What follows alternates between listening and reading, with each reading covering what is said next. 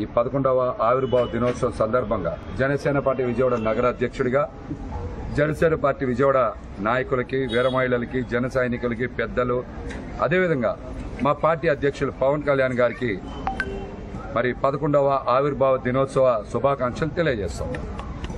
పవన్ కళ్యాణ్ గారు పార్టీని అనేక ఇబ్బందుల మధ్య, ఒడిదుడుకుల మధ్య, ప్రతికూల పరిస్థితుల మధ్య పార్టీని ఏర్పాటు చేశారు. మరి పార్టీ ఏర్పాటు చేసిన తర్వాత 5 సంవత్సరాల పాటు పోటీ చేయకపోయినా ఈ రాష్ట్రం బాగుండాలి, ప్రజలు బాగుండాలి అనే ఒక గొప్ప ఉద్దేశంతో ఒక్క పదవి కూడా ఆశించకుండా ఆయన ఆ రోజున తెలుగుదేశం, భారతీయ జనతా పార్టీలకు సంపూర్ణ మద్దతు ఇచ్చారు. ఈ రాష్ట్రంలో అధికారంలోకి రావడానికి ఆయన ఎంతో కష్టపడ్డారు, కృషి చేశారు.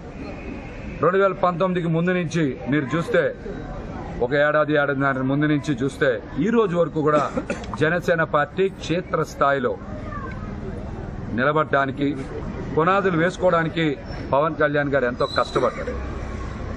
అన్ని ప్రతికూల పరిస్థితులే కదా. చాలా మంది ఈ రోజున పార్టీ గురించి మాట్లాడుతున్నారంటే పార్టీ వేదిక ఉండబట్టే మాట్లాడుతున్నారు, జనసేన పార్టీ ఉండబట్టే మాట్లాడుతున్నారు, పవన్ కళ్యాణ్ గారు ఈ పార్టీ పెట్టబట్టే మాట్లాడుతూ ఉన్నారు.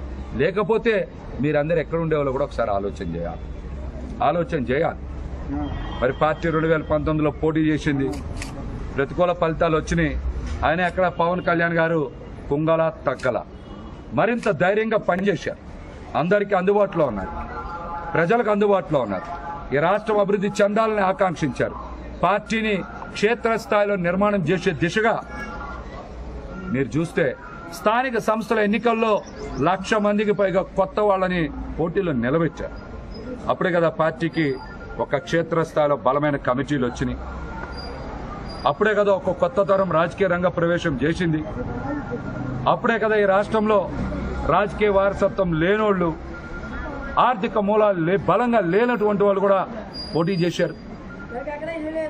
మరి ఈ రోజున చాలా సందర్భాల్లో ఒక కొత్త నాయకత్వం బయటికి వచ్చిందంటే అలాంటి కొత్త తరాన్ని తయారు చేసినటువంటి వ్యక్తి పవన్ కళ్యాణ్ గారు. కాబట్టే ఆయన సామాజిక ఉద్యమకారుడిగా అందరం కొనియాడుతా ఉన్నాం.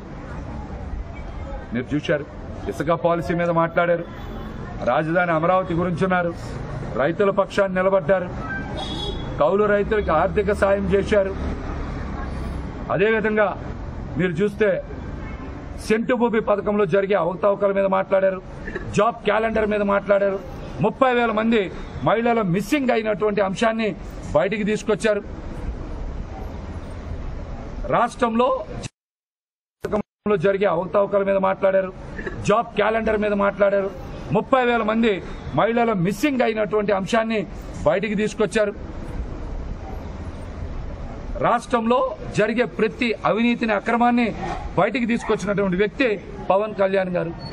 బలమైన ప్రతిపక్ష నాయకుడిగా నిలబడబట్టే ఈ రోజున జాతీయ స్థాయిలో పొత్తులకి అనుసంధానకర్త అయ్యారు.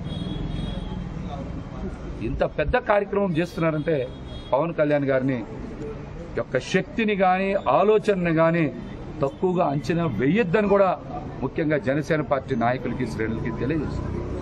నాయకుడి మీద సంపూర్ణ నమ్మకం ఉండాలి, విశ్వాసం ఉండాలి. నాయకుడి వెనక అడుగు వేయాలి. అప్పుడే మనకి నాయకుడి మీద, పార్టీ మీద సంపూర్ణ విశ్వాసం ఉన్నట్టు. మన చేతలు ఒకలాగా, మాటలు ఒకలా ఉండకూడదు.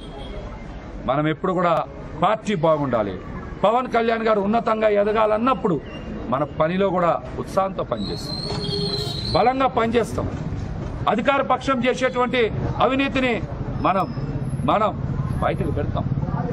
వైసీపీ విముక్త ఆంధ్రప్రదేశ్ కావాలి, ఈ రాష్ట్రానికి మంచి రోజులు రావాలని పరితపిస్తున్నటువంటి వ్యక్తి యొక్క ఆలోచనల్ని మనం అర్థం చేసుకోగలం. కానీ ఇవన్నీ దృష్టిలో పెట్టుకోవాలి. శ్రేణులందరూ కూడా, నాయకులందరూ కూడా దృష్టిలో పెట్టుకోవాలి.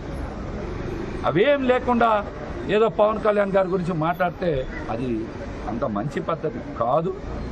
అట్లాగనే మాట్లాడే వాళ్ళందరికీ కూడా ఒకటే చెప్తా ఉన్నా, మీకు ఈ రోజున ఒక ప్లాట్ఫామ్ వచ్చింది అంటే అది జనసేన పార్టీ ఉండబట్టే, పవన్ కళ్యాణ్ గారు ఏర్పాటు చెయ్యబట్టే. ఎన్నో సంవత్సరాలు కష్టపడితే రానటువంటి పదవులు కేవలం 3-4 ఏళ్లలో వచ్చాయంటే మీ కష్టం కన్నా జనసేన పార్టీ అనే ఒక వ్యవస్థ, రాజకీయ వ్యవస్థ ఉండబట్టే దాన్ని అందరూ కూడా గుర్తించాలి, గౌరవించాలి. ఈ ఆవిర్భావ దినోత్సవం రోజున ప్రతి ఒక్కరు కూడా మనందరం కూడా మన పార్టీ చేసినటువంటి కార్యక్రమం, మన పార్టీ చేసినటువంటి పోరాటాలు, పవన్ కళ్యాణ్ గారి యొక్క సిద్ధాంత భావజాలాన్ని మీరు ప్రచారం చేయండి.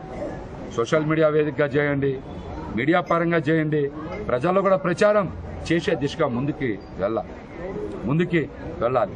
రాబోయే అసెంబ్లీ, పార్లమెంట్ ఎన్నికల్లో పార్టీ ఏం సూచిస్తే దాన్ని ఖచ్చితంగా అమలు చేయాలి. పార్టీని అధికారంలో భాగస్వామ్యం చేయాలి.